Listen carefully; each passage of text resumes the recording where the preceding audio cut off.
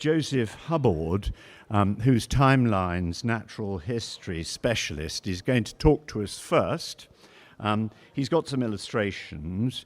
He has a doctorate research studentship with the University of Liverpool, and he's going to talk to us about, I think, one of his specialist subjects, which is paleobiochemistry, which should be riveting. And anyway, I thank you very much, and I'm very happy to introduce Joseph Hubbard. Thank you.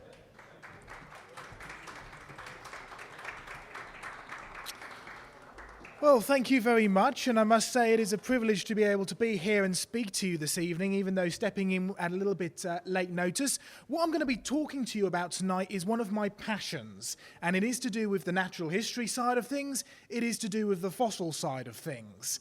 And I have to admit, I was looking forward to a detective story this evening, and my little presentation is going to be a bit of a detective story in its own right, because we're talking about a subject that has been known about by the scientific community for over 30 years. And it's taken about 30 years to really get it recognised within the rest of the scientific community as a legitimate study. We're talking about soft tissue. We're, of course, talking about tissue in the medical sense. So really, for you and I, that's soft, squidgy stuff in really, really old bones. Soft, squidgy stuff that really shouldn't be there, or given our current understanding of how the soft, squidgy stuff decays. We're talking about red blood cells, we're talking about proteins, we're talking about collagen and ligaments and stuff like that. Now, the reason why I'm giving you this presentation is twofold. Number one, the research is fascinating, and I'm privileged enough to be involved in both private research facilities, as well as Tim said, I'm doing my doctorate currently with the University of Liverpool. We're working with an international team of scientists. So it's a really interesting subject, or at least I think it is.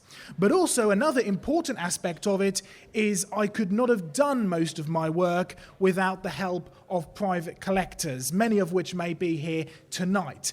People who collect antiquities, in particular fossils, and whether they display them privately themselves, whether they're involved in a private museum, they've been invaluable to me in actually doing this really important research. A little brief bit about me and some of the work that I do. This is me in my element. We were working with a museum in Texas, and what I have there is the large jawbone, or top part of the skull, of a mastodon fossil. This comes out of Florida, from the swamps, and we spent quite a number of months actually starting to glue and actually put it all back together again. So a big part of my work, previous to doing the doctorate, previous to doing the sort of PhD, I was heavily involved in a lot of other research, including gluing and fixing and identifying and putting these bones back together again. And there we are with the finished article. So we had great fun working with some great museums around the world. We had great fun working with lots of different fossils. And then the other side of thing, which I'm sort of my main work up to the point of the doctorate, has actually been excavating these things. So we've done the research in putting them back together. Now we actually have to dig them up, in particular, one rather spectacular dinosaur skull from the Isle of Wight. Yes, not too many people know that the Isle of Wight here in the United Kingdom is the 6th best place in the world for diversity of dinosaur fossils. And I've had much privilege of actually going around and collecting these fossils from places like the Isle of Wight, as well as in Australia, as well as in the USA. And so what it's done is it's given me a very good background understanding in actually how these fossils are found. What sediment are they buried in? How quickly have they been buried? What condition are they found in? Now, this is really important because all the work done by soft tissue people who look at soft, squidgy stuff inside dinosaur bones up to this point, have predominantly been biochemists, people who study the medical sciences. Now, one of the reasons why I've been getting involved and why I was actually asked to get involved with this research is because what I bring to the table is the knowledge of how these things were actually buried and some of the evidence that they present. So this is me fairly recently in one of our big laboratories in Liverpool using one of the large mass spectrometers, which is a big, long, complicated word, and we'll talk a little bit about what we're finding with that as we go. So my work over the past few years has taken me from working in museums and with museums. It's taken me to digging the actual fossils and the dinosaurs up myself, and now it's taking me into the laboratory, actually doing some chemical testing on these fossils. And then there's this aspect of it, a rather beautiful third intermediary period mummy mask from Egypt. What am I doing with this? Well, it turns out some of the work that we're using on dinosaur bones has a huge amount of relevance for archaeologists, and vice versa. Sometimes we're using already known techniques and we're applying it to dinosaur bones. Other times we're developing our own techniques for dinosaur bones and then applying it to the archaeologists. So I've ended up getting myself involved in several different research groups, including people who are investigating things like carbon-14, including people who are saying, can we actually get a calibration to actually work out how carbon-14 and how accurate it is, and can we recalibrate it to try and get some answers about things like Egyptian chronology, which, if you know anything about Egyptian chronology, it's a very, very controversial subject even amongst archaeologists, and you literally will have shouting matches across corridors by people of differing views. So we're actually doing some groundbreaking research, not just with the fossils, but it's also applicable to the archaeological side of things as well. Okay, this was the subject of my first degree. This is what I got involved with in academia, paleobiology. In other words, I study fossils. Fossils are dead things. That's one of the first things you know about fossils. They're dead.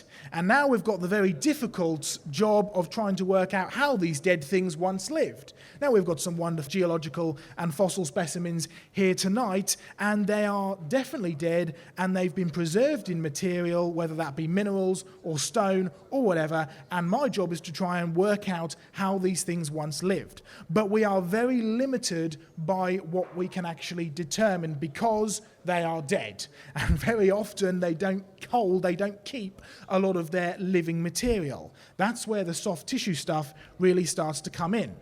Now, in order to fully comprehend this, we need to run through very quickly a few different fossil types. This is petrification. This is a large petrified tree stump. In fact, if you want it in the full perspective, there's my friend Joe from the USA. This was in one of the big Tucson fossil shows. This is a big slice of petrified wood. Now, I get to travel all over and I get to speak to a lot of people, and one of the number one things that I hear when I talk to people about fossils is the idea that fossilization is a living organism or a creature that has been turned to stone. Now, that is certainly true of some fossil types, but that's not true of all fossil types. This is one of the fossil types where that is true. Petrification literally means turned to stone. What has happened here is your tree, which is usually full of minerals like silica, has actually been replaced. Each individual cell has been replaced by minerals, whether it be calcite or silica or whatever, and you have a tree that has literally turned to stone. That's one type of fossilization. Petrified means turned to stone. This is another type of petrified fossil, and petrification is quite useful because often it's an instantaneous thing. It will completely entrap and encase the fossil, sometimes even while it's still alive. This is an example of that. These are little trilobites. They're very popular amongst collectors, but the one thing you'll notice about them is that they're actually curled up. Now, we have modern-day relatives of the trilobite. Here's another one from my personal fossil collection. You see how it's all curled up? Here's the modern relatives, the woodlice, or the little pill bug, or some people even call them roly-polies, because, yes, they do indeed roll up into a ball when they are frightened. It's a way of protecting themselves. The way that that fossil was curled up is an example of a creature that was alive, and it has been buried while it is still alive. It has undergone a very rapid process of fossilization. Now, that's key if we want to actually trap anything inside it that we can study at a later date. Here's another type of fossilization. This is actually one that's here with us tonight. It's just over there. I took the photograph of this just a little bit earlier. It's a wonderful ammonite. In fact, I believe this one is from the south coast of the UK. Quite a rare example. What we are looking at here is a fossil cast. The creature is no longer there. It has been infilled with a stone material. Only some of the shell actually remains. This is a cast. A cast is a copy fossil. None of the original material is actually there. And then you have these kinds of fossils. These are trace fossils. Can you see the dinosaur footprint there? The 1, 2, 3. This is also a British example. This is from Yorkshire. And a trace fossil is non-biological. It's the remains or the evidence of animal activity. So it could be footprints. It could be what we call coprolite, which is fossil feces, basically.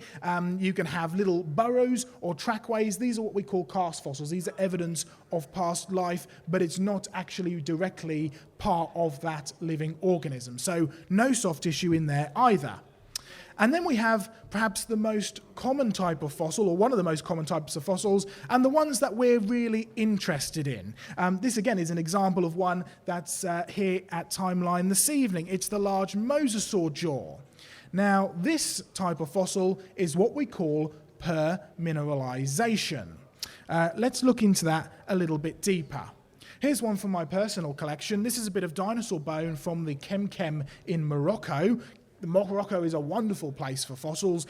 You've got to be careful about some of the fossils coming out of there, but generally speaking, the good stuff is absolutely fantastic. And this is a nice piece of dinosaur bone, and you can see that I've deliberately broken it in half because I want to see what's inside. And inside, you've got a wonderful honeycomb structure, the internal part of that dinosaur bone. Now, this dinosaur bone has not been turned to stone. This dinosaur bone has been preserved in minerals, and they are two very different things.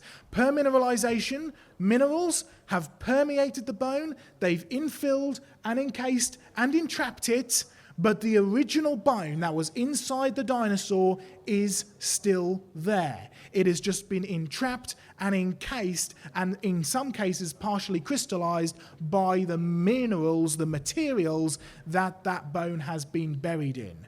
The internal structure is still there. The bone that was inside the dinosaur is still there. In fact, sometimes you can take thin slices and you can see right into the bone. The sort of very light white to light brown stuff is the actual bone itself that was in the dinosaur. The sort of glassy brown stuff is the mineral that has infilled that dinosaur bone. Permineralization is the key to finding this soft tissue, to finding this soft, squidgy stuff. That really, if you look at the medical literature, it just decays in a few hundred years. So the preservation here has to be absolutely remarkable. And it must be part of the original dinosaur bone. Permineralization simply means preserved in minerals, permeated with minerals. And it's one of the most common types of fossilization, and it's the one that does the best at preserving it because it's not a copy, it hasn't changed or turned to stone, it hasn't changed to carbon or something else. It has literally just been encased and entrapped and preserved in minerals. This first came to the scientific literature by a lady named Mary Schweitzer, who published her first paper in 1993 in a fairly prestigious journal called Science. Now, nobody was really looking for soft, squidgy stuff inside dinosaur bones up to this point, and she actually had dropped a Tyrannosaurus rex bone on the laboratory floor, which had smashed open. And, I mean, that's a bad thing to do for any dinosaur bone because these things are very, very rare, right? And they're worth quite a bit of money. So you don't want to do that. But as the accident had happened, they decided to literally take it to pieces and go through it with a fine-toothed comb and see what they could find, really analyze it to death. And this is what she found. Soft, squidgy stuff. What appeared to be the remains of proteins. What appeared to be the remains of red blood cells. Now, when she published this, it kind of took the scientific world by storm. People were brutally against what she was trying to show, because they simply said there's no way that this stuff could last this length of time. It would completely challenge the whole idea about millions of years and so on and so forth. In fact, her supervisor was even quoted as saying, when asked what would it take, what evidence would it take for you to accept this, he said literally nothing. Now, if you like to think of the scientist with the person in the white coat who's completely objective and completely non-biased, you need to think again. All scientists are human beings. All scientists come at it with some kind of a bias, and it sometimes takes quite a lot of work to get you to think outside the box and look at things from a different perspective. This was the first ever record of soft tissue with inside fossil material. And then things really started to heat up. This is a fairly recent publication, again in a very prestigious journal, Cretaceous Research, in 2019, and it shows a whole sample of dinosaur bones that were checked, in this case hadrosaur, which is the duck-billed dinosaur bones, and you can see a whole range of soft, squidgy stuff. Blood vessel fragments, osteocytes, which are bone-making cells, extracellular matrix, so the surrounding part of the bone from all of these dinosaur bones. Fascinating stuff. Stuff that we wouldn't have even dreamed that would be there just a few years ago. How on earth is this stuff surviving? Well, a lot of the research is actually being done, like I said, by people who have a medical background, by people who study living things. And it's a puzzle to them because, well, living things really shouldn't last this long in the slightest. And I remember I mentioned earlier that my background is geology. I dig up dead things. So really what we've done is we've brought myself together with biologists, and we've brought myself together with people involved in mass spectrometry in the University of Liverpool. So we've basically got electrical engineers, biologists, and paleontologists, people who study dead things, right? And we've brought them together. This sort of branch of scientists have come together in order to try and develop techniques for actually studying this remarkable material. By the way, this is not a rare occurrence.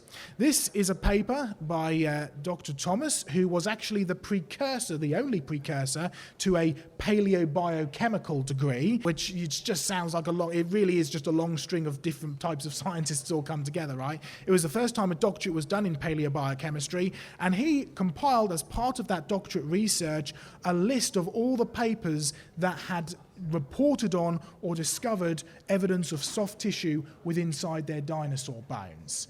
I mean, this is Jurassic Park type stuff, right? Can we get dinosaur DNA? Can we reconstruct dinosaurs? Well, I suspect that will remain in the realms of Hollywood, but really this is still, just a few years ago, completely unheard of. This was back in 2018. So much more research has been done in the last few years, but it just shows you that this stuff is not rare anymore. More scientists are picking up on it, and more scientists are starting to actually do research in this particular area of paleontology. Of course, all of these discoveries do raise a number of questions. What is the level of preservation? You see, the one that was first discovered, the Tyrannosaurus rex bone that was dropped, that was from an old collection. They had hardly any information about where it was buried, how it was buried, what sediment it was buried in, how it was excavated. These are all questions that need answering if we're going to get to the bottom of this. How on earth has soft tissue, which seemingly only has a half-life of a few hundred years, actually survived this length of time? Could it just simply be contamination?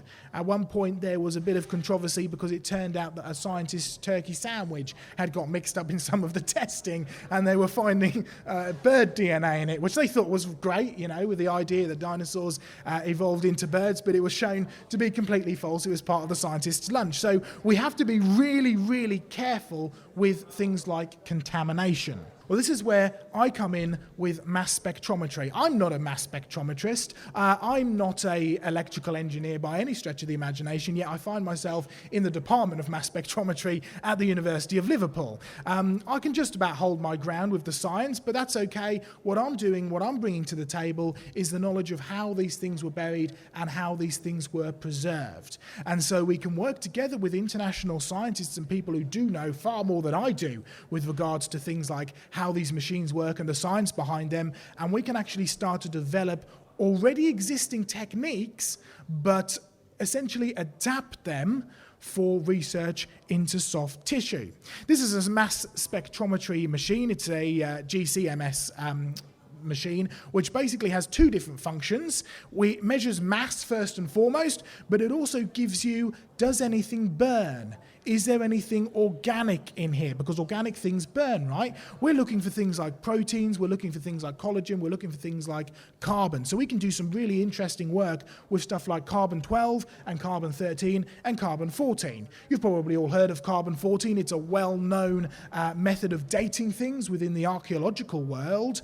But I wonder, has it ever been applied to old bones? Okay, here's your school room periodic table of elements. Don't worry, I'm not going into detail here. I'm just going to give you a very brief breakdown. You notice that within your little square, each one has got a number. The number relates to the atomic mass. Think of mass as amount of stuff. The more amount of stuff that there is, the slower it will pass through the special column which is inside that machine. So what you do is you take your sample, you heat it up, you add the gas through, all the different elements start to flow through your coil. The stuff that's lighter spins through faster, the stuff that's heavier spins through slower, and then up on your computer screen, it starts to tell you the different chemical compounds and their different atomic mass. So, okay, H2O, that's water, right? Water's not very interesting. But when you start to get to stuff like proteins, when you start to get to stuff like cellulose, when you start to get to stuff like collagen, which are all internal medically stuff that is still present within these bones, that's when it becomes very, very exciting. This isn't quite a dinosaur bone, but it's the subject of our first ever investigations into this second doctorate that's ever been done in paleobiochemistry. This is a Paleotherum jawbone. It's one that I excavated myself from the Isle of Wight. Yes, it's great for stuff other than dinosaurs as well, is the Isle of Wight. And yes, it's preserved in clay. Yes, it's permineralized. And yes, it is full of soft, squidgy stuff. So we're really using this as a practice in a sense. Well, to be honest, we're starting off with things like butchered, beef bones. So we're starting really, really simple, and we're building up, and we're testing, we're working out what's the best way of actually doing these techniques so we can then apply them to the really old stuff, the stuff like the dinosaur bones. So we're starting simple, we're building our way up. Here's another bit of research which we did, and this really will hopefully visualize for you the incredibleness of this level of preservation. You see the fossil fish? These are from a well-known formation called the Santana Formation in Brazil. They are permineralized. They're fossilized. Okay? Get a very, very simple acid wash. There's the scales. You see the scales? Slowly begin to wash them with acid. What we are doing is we are decrystallizing them. We're removing the crystal and we're leaving only what organic material is already in there. And look at what we're finding. I mean, that looks like a moldy bit of fish, right? It looks like a bit of fish that's been lying around on the beach for too long. What you're actually seeing there, you see all of the protein fibers? This is literally as if it was caught yesterday, and it's been preserved so brilliantly and so beautifully that you can even see all of the individual protein stuff. Stick them under a special microscope, a scanning electron microscope, and it shows up even better. The level of preservation here is just completely off the wall. And by the way, a private collector allowed us to actually do this research, because the real key thing when you're doing this is you've got to make sure that it is what you say it is. How do you know that I didn't just go and get an old fish that I found on the beach and actually do this and take some photos of it, right?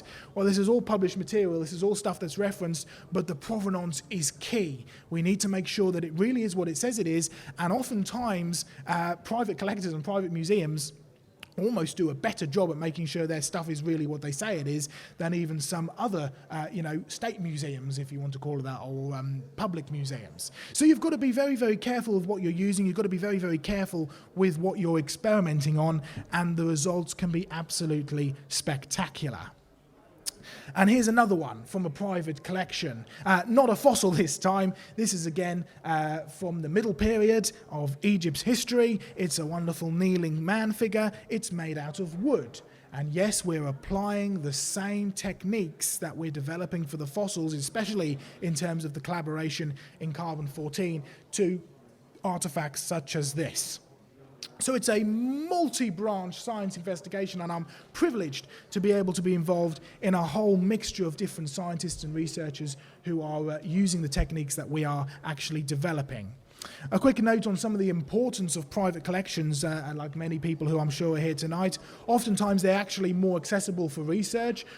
We can do stuff because eventually stuff will be published. And if you as the private collector allows us to do some experiments and testing on your materials or your fossils or your artifacts, then actually you will have your name published alongside it. So that's great.